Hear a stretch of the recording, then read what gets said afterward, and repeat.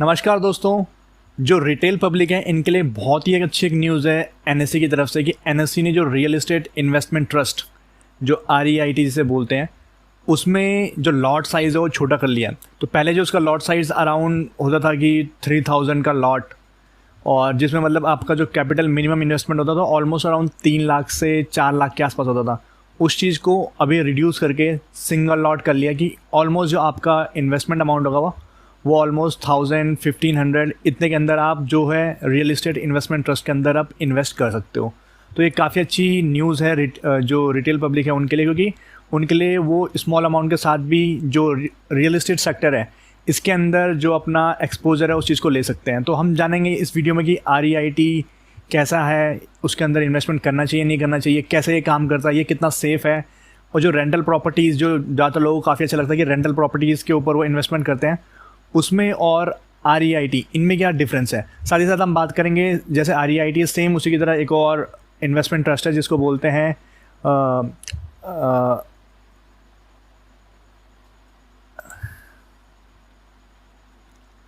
Infrastructure investment trust.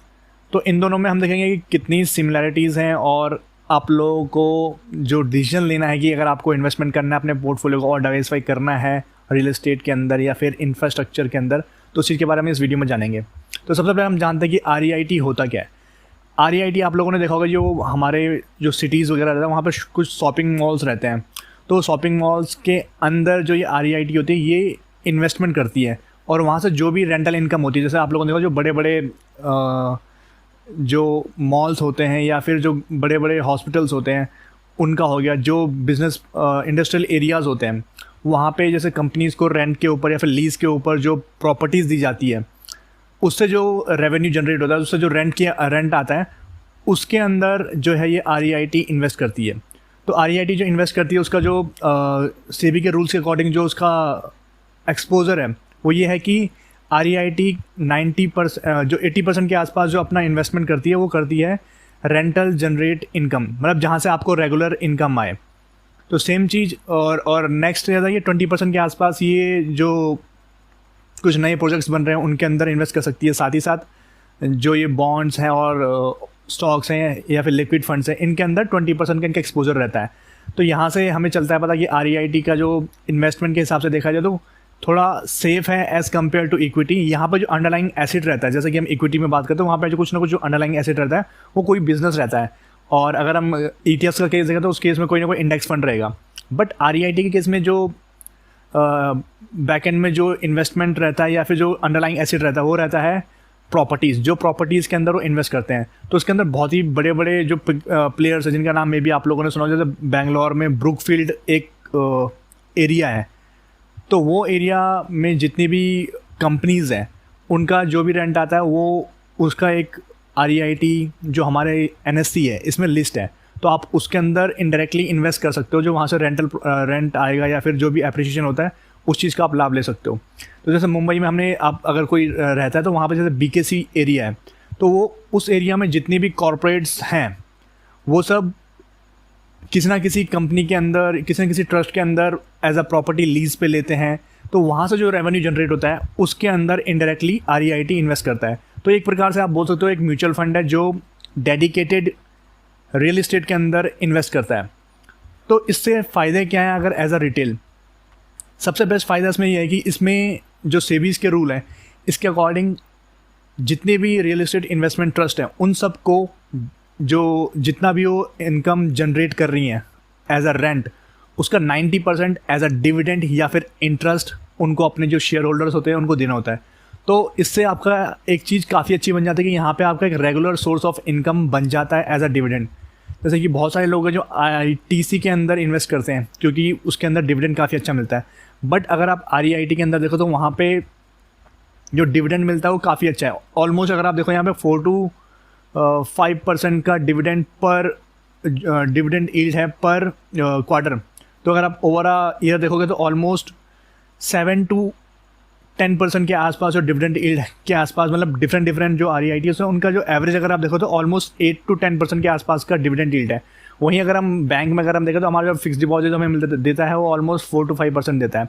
तो इस तरीके से आपके पास जो डिविडेंड इनकम आ रही है, रेंटल इनकम आ रही है, वो भी आ रही है। साथ ही साथ आपको एक्सपोजर मिल रहा है बड़े बड़े शॉपिंग मॉल के अंदर इन्वेस्ट करने का, क्योंकि जनरली अगर किसी आदमी को इन्वेस्ट करना है या फिर शॉपिंग मॉल के अंदर इन्वेस्ट करना है तो वहाँ पे उसको चाहिए कि 1 करोड़ 2 करोड़ इवन 50-60 करोड़ के आसपास का इन्वेस्टमेंट चाहिए। बट REIT के थ्रू अगर आप इन्वेस्टमेंट करते हो तो यहाँ पे जो अभी नए रूल्स आए हैं उसके हिसाब से तो आप इवन 5,000 के अंदर भी जो है वहाँ पे इन्वेस्ट कर सकते हो, और वहाँ पे जो भी आपका डिविडेंड है या फिर रेंटल इनकम है उस चीज़ को जनरेट कर सकते हो। तो इसके अंदर सबसे अच्छा पॉइंट ये है।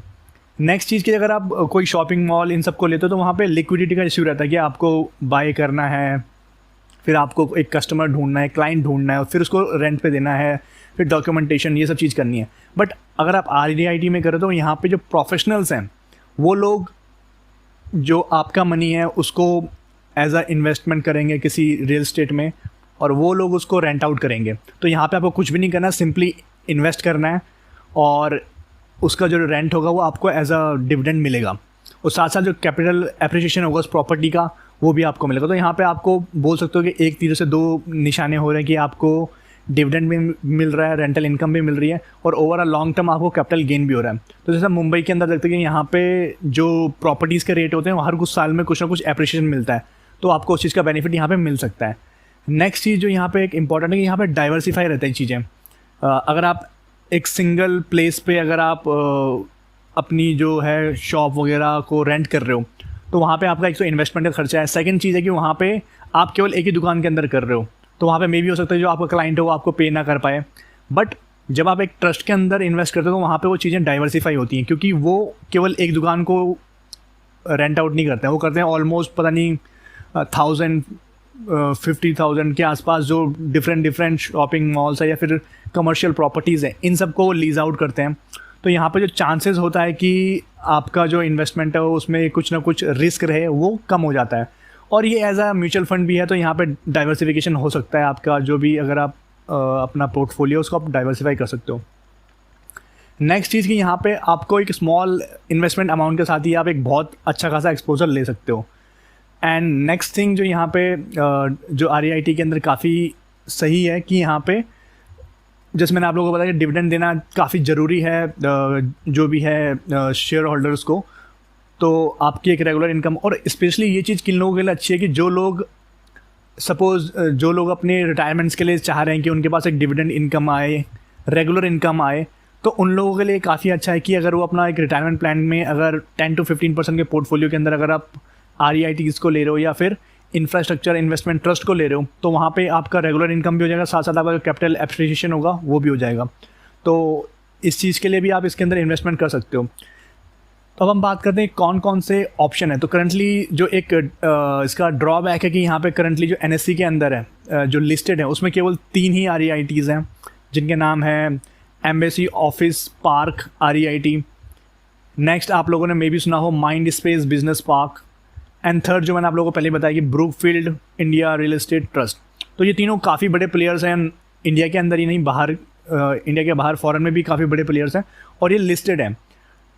जब ये लिस्टेड हैं सेबी के साथ, इसका मतलब कि यहाँ पे जो चीज़ें होंगी वो एक फॉर्मल चैनल से होंगी, तो यहाँ पे जो फ्रॉड वगैरह होने के चांसेस रहते हैं वो काफ़ी कम रहते हैं। जनरली हम लोग कई बार देखते हैं कि जैसे प्रॉपर्टीज़ के अंदर बहुत ज़्यादा फ्रॉड हो जाता है कई बार कुछ प्लेसेस पे, तो उस चीज़ के चांसेस यहाँ पे काफ़ी कम हो जाते हैं। सेकंड चीज़ जो मैंने आप लोगों को बताया कि यहाँ पे जो डाइवर्सिफिकेशन हो जाता है कि अलग अलग सेगमेंट्स के अंदर ये काम करते हैं, तो यहाँ से डाइवर्सिफाई हो जाता है, तो आपका जो रिस्क है वो और कम हो जाता है। बट एक जो ड्रॉबैक इसका ये है कि मार्केट कंडीशंस के ऊपर ये काम जरूर करता है, क्योंकि जैसे स्टॉक मार्केट में अगर क्रैश आएगा तो साथ साथ जैसे अभी कोविड क्रैश आया था उस टाइम पे जितने भी REITs है इनके अंदर भी क्रैश आया था, इवन दो उतना हैवी क्रैश नहीं आया था जैसे कि हमारा इक्विटी मार्केट में आया था, बट इनके अंदर भी जो है थोड़ा बहुत आप बोल सकते हो कि थोड़ा बहुत क्रैश हुआ था, क्योंकि मार्केट का इफेक्ट इनके अंदर आएगा, क्योंकि यहाँ पे इमोशंस वाला जो साइकोलॉजी वाला गेम है वो ज़रूर आता है इसके अंदर। बट अगर आप एक अच्छे इन्वेस्टमेंट ट्रस्ट के अंदर अगर आप इन्वेस्ट कर रहे हो देन वो चीज़ें नलीफाई हो जाती है ओवरऑल लॉन्ग टर्म। सेकेंड हम बात करते हैं कि इंफ्रास्ट्रक्चर इन्वेस्टमेंट ट्रस्ट होता क्या है। Infrastructure investment trust same REITs की तरह है, जहाँ REITs रियल इस्टेट के अंदर इन्वेस्टमेंट करती हैं, वहीं जो इंफ्रास्ट्रक्चर इन्वेस्टमेंट ट्रस्ट है वो इंफ्रास्ट्रक्चर के अंदर इन्वेस्ट करती है, जैसे कि पावर ग्रिड्स के अंदर करेंगे ये, जैसे इलेक्ट्रिसिटी कनेक्शंस होते हैं। तो जैसे आप लोगों को पता है हमारी कंट्रीज़ के अंदर भी ये अंदर इंफ्रास्ट्रक्चर की काफ़ी कमी है, तो यहाँ पे चीज़ें एक्सपेंड हो रही हैं, बहुत सारी जगह नई नई इलेक्ट्रिसिटीज़ जा रही हैं और रोड्स बन रही है, तो इन सब के अंदर जो पूलिंग्स ऑफ मनी होता है, जैसे कि जो इन्वेस्टर से मनी लेके इनके अंदर इन्वेस्ट किया जाता है। और आप लोगों ने जैसे देखोगे हाईवेज़ के अंदर जो टोल टैक्स देते हैं वो भी एज अ रेंट टाइप का होता है, तो उनके अंदर इंफ्रास्ट्रक्चर इन्वेस्टमेंट ट्रस्ट इन्वेस्ट करता है। तो समहाउ ये काफ़ी सेफ भी है। और जैसे आप लोगों को पता है ये सेबी के अंडर है, तो यहाँ पे चीज़ें जो हैं वो एक फॉर्मल चैनल के थ्रू जाती हैं, जिससे आपका जो रिस्क है फ्रॉड होने का वो काफ़ी कम हो जाता है। एंड जो एडवांटेज मैंने आप लोगों को बताए थे कि यहाँ पे जो REITs के सेम एडवांटेज जो है इंफ्रास्ट्रक्चर इन्वेस्टमेंट ट्रस्ट के भी हैं, कि यहाँ पे आपको सेम डिविडेंड रेगुलर मिलेगा, क्योंकि जो सेबी की रूल के अनुसार 90% आपको जो भी इनकम हो रही है रेंटल के थ्रू, वो आपको इंटरेस्ट या फिर डिविडेंड के फॉर्म में आपको जो अपने शेयर होल्डर्स हैं उनको पास ऑन करना होता है। सेकंड चीज़ जो मैंने आप लोगों को बताया 80% के आसपास जो ये इन्वेस्ट करते हैं वो काफ़ी सेफ इंस्ट्रूमेंट्स के अंदर करते हैं, जहाँ पे कि रेगुलर इनकम आती है। एंड 20% के अंदर ये कुछ नए प्रोजेक्ट्स इनके अंदर इन्वेस्ट करते हैं, साथ साथ स्टॉक बॉन्ड्स इन सब के अंदर इन्वेस्ट करते हैं। अब हम बात करते हैं कि यहाँ पे जो टैक्स लाइबिलिटीज़ हैं वो कैसी हैं। तो यहाँ पे जैसे हम देखेंगे, जैसे इसके अंदर जो आपको गेन हो रहा है, जो भी प्रॉफिट हो रहा है, वो हो रहा है 2 एंगल से। फर्स्ट हो रहा है आपको डिविडेंड, कि आपको रेगुलर हर 3 महीने के अंदर डिविडेंड मिल रहा है। सेकंड चीज़ जो आपको गेन हो रहा है वो हो रहा है कैपिटल गेन। जैसे सपोज आपने मे बी कोई इन्वेस्टमेंट प्रॉपर्टीज़ ली और वो उसके प्राइस ओवर अ टाइम कुछ टाइम बाद इंक्रीज़ हो गए, तो उस चीज़ के अंदर जो गेन हुआ है उस चीज़ का आपको फ़ायदा हो रहा है। तो यहाँ पे जो टैक्स है वो भी 2 टाइप से लगते हैं कि फर्स्ट जो आपका डिविडेंड होता है उसके ऊपर आपको टैक्स लगता है। जो डिविडेंड होता है उसके ऊपर जो आपका टैक्स लगता है वो लगता है जैसे कि आपका जो भी एनुअल इनकम है उसके अंदर डिविडेंड की अमाउंट ऐड ऑन होगी और उसके ऊपर आपकी जो इनकम स्लैब है उसके हिसाब से आपके ऊपर टैक्स लगेगा। सेकेंड चीज़ जो कैपिटल गेन टैक्स है, तो कैपिटल गेन टैक्स जैसे कि इक्विटी मार्केट का जो रूल है कि जहाँ पे अगर आप 1 ईयर के लिए होल्ड कर रहे हो तो वहाँ पे short term capital gain tax लगता है। वहीं अगर आप 1 ईयर से ज़्यादा टाइम के लिए होल्ड कर रहे हो तो वहाँ पे आपको जो है long term capital gain tax वो लगता है। तो जो short term capital gain tax है जो इक्विटी मार्केट के अंदर है वो ऑलमोस्ट 15% के आसपास है, 15% ही है। एंड जो LGVT है long term capital gain tax वो 10% के आसपास है। तो सेम चीज़ सेम रूल जो है वो अप्लाई होते हैं, इवन जो रीट है या फिर इंफ्रास्ट्रक्चर इन्वेस्टमेंट ट्रस्ट है दोनों के अंदर सेम रूल अप्लाई होते हैं। तो ये काफ़ी अच्छी अपॉर्चुनिटी है, क्योंकि जो 11 अगस्त है यहाँ से जो इनका लॉट साइज़ है वो काफ़ी डिक्रीज़ हो चुका है। पहले इनके लॉट साइज़ काफ़ी बड़े बड़े होते थे, तो अब ये डिक्रीज़ हो चुका है। अब जो रिटेल पब्लिक है वो भी इनके अंदर इन्वेस्ट कर सकती है।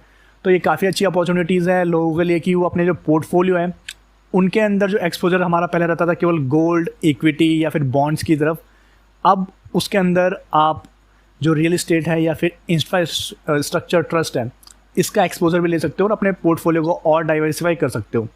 सबसे चीज़ जो मुझे चार्ट्स के ऊपर इनके अंदर दिखी कि यहाँ पे जो फ्लक्चुएशंस है या फिर वॉलेटिलिटी है वो काफ़ी कम है। तो ये काफ़ी एक अच्छी बात है एक रिटेल के लिए या फिर एक इन्वेस्टर के लिए, यहाँ जहाँ पे फ्लक्चुएट जो वॉलेटिलिटी होती है वो काफ़ी कम है। तो ये चीज़ काफ़ी मदद करती है ताकि आप लोगों को मतलब जो पेन होता है ना शॉर्ट टर्म्स पेन की, देख लिया कि 5% अप 5% डाउन, तो वो पेन कम है इस चीज़ में। तो इस तरीके से काफ़ी मुझे तो काफ़ी अच्छा लगा। इवन मैं भी इसके अंदर इन्वेस्टमेंट का आप सोच रहा था, पहले मैं भी सोच रहा था जैसे कोविड के टाइम में फॉल आया था वहाँ पे इन्वेस्टमेंट करने का, बट उस टाइम पे जो अमाउंट आपको पे करना था वो था ऑलमोस्ट 3 से 4 लाख के आसपास। बट करंटली ये जो लॉट साइज़ कम होने के बाद से काफ़ी सही हो चुका है। तो उम्मीद करूँगा आप सब लोग भी इस चीज़ का यूज़ करेंगे और आप लोगों को इस वीडियो में काफ़ी जानकारी मिल गई होगी रियल एस्टेट इन्वेस्टमेंट ट्रस्ट के रिगार्डिंग, क्योंकि प्रॉपर्टीज़ के ऊपर हम सब लोगों को काफ़ी लगाव रहता है कि ज़मीन ले ली, प्रॉपर्टीज़ ले ली, बट कई बार क्या होता है कि हम लोगों के पास इतना मनी नहीं हो पाता कि हम प्रॉपर्टीज़ को ले पाएँ। आपको मे बी एक प्रॉपर्टी लेनी तो उसमें ऑलमोस्ट 15 से 20 लाख के आसपास का इन्वेस्टमेंट बहुत ईजिली हो जाता है। और उसके बाद फिर आप अगर शॉपिंग मॉल, दुकान वगैरह बनाना तो वहाँ पे वो खर्चा ऑलमोस्ट 20 से 30 लाख के आसपास आ जाता है और उसके बाद फिर आपको ग्राहक ढूंढो। बट उसके बजाय यहाँ पे काफ़ी अच्छा है कि यहाँ पे आपको केवल इन्वेस्टमेंट करना है और बाकी सब चीज़ आपके जो मैनेजर्स हैं जो इन्वेस्टमेंट ट्रस्ट को मैनेज कर रहे हैं वो लोग करेंगे। तो बस आपको अपना मनी इन्वेस्ट करना है और बाकी सब जो गेन है वो आपको REITs तो देगा ही देगा। तो उम्मीद करूँगा इस वीडियो में आप लोगों ने बहुत कुछ सीखा होगा। वीडियो को लास्ट तक देखने के लिए थैंक यू। और अगर आप लोगों को ये इससे कुछ सीखा तो इस चीज़ को आप ज़रूर और लोगों के साथ शेयर करें, क्योंकि जब हम और लोगों के साथ शेयर करते हैं तभी हमारा जो ज्ञान होता है वो हमारा बढ़ पाता है। So thank you for watching. जय हिंद।